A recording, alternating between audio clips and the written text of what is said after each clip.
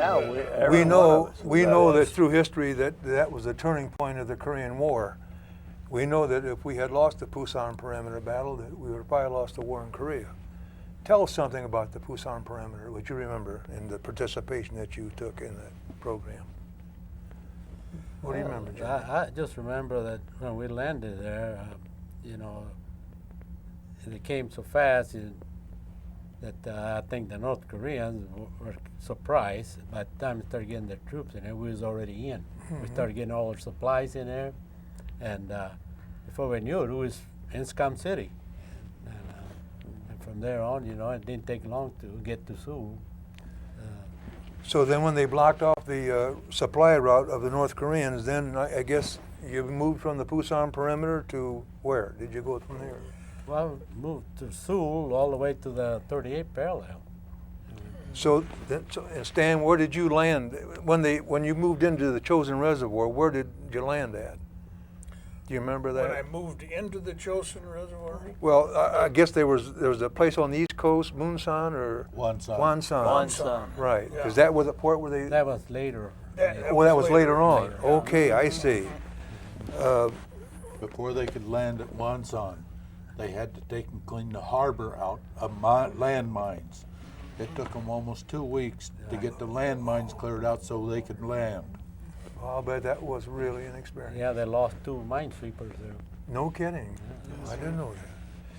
You know, in the movie, it talked about the age of the Chinese soldiers. Some said they were young. Some said that they were old.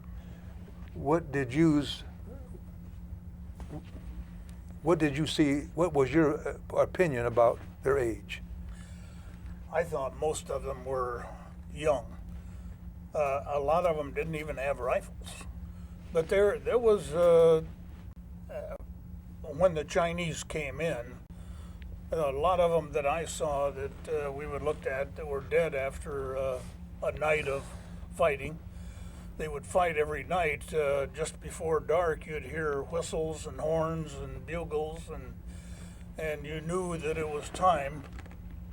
Soon they would be coming in. But there was some hardened soldiers that were directing them, that were pushing them, that were directing the Chinese in there during that time. But there was a lot of young soldiers in there. As one would die, another one would pick up a rifle and carry on. In the movie, they talked about at the Chosin Reservoir that I guess to the west of the reservoir they had the United States Army, and on to the right or east of the reservoir they had the British commandos.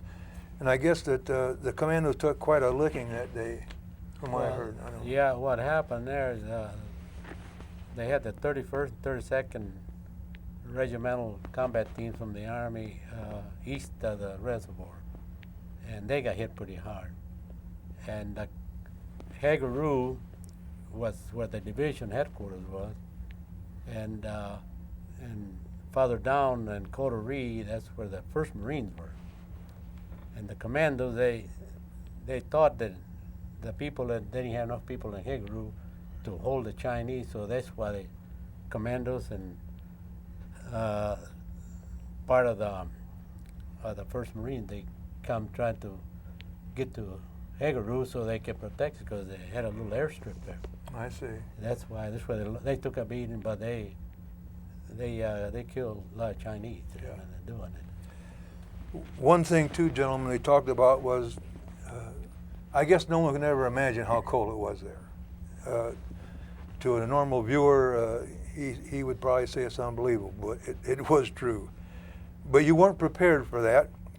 Your clothes or winter gear. Tell us the effects of that winter on you, your gear, your rifles, and everything, etc. Well, we really didn't have any winter gear. We had just things that we'd had throughout most of the summertime. When we first landed, that's about all we had. How we survived, I don't think any one of us really understand how we survived. It was the will of God, I feel, that kept us going. And we had to wait for a bridge to be put back in that they blew up. And that took first the sky had to be cleared so the plane could come in and drop it down there where the guys could anchor it down so we could get out of that area. And it was a lot of snow, considering how much cold it was. We still had a lot of snow. Some days we'd wake up and there'd be 1.5 feet snow on top of you, and the road was iced pretty well to go down. I had to shove off one tank that he got caught sideways and there's no way of getting him back up, so we just ran him off and dumped him, because if we didn't, we wouldn't have got out of there. That's for sure.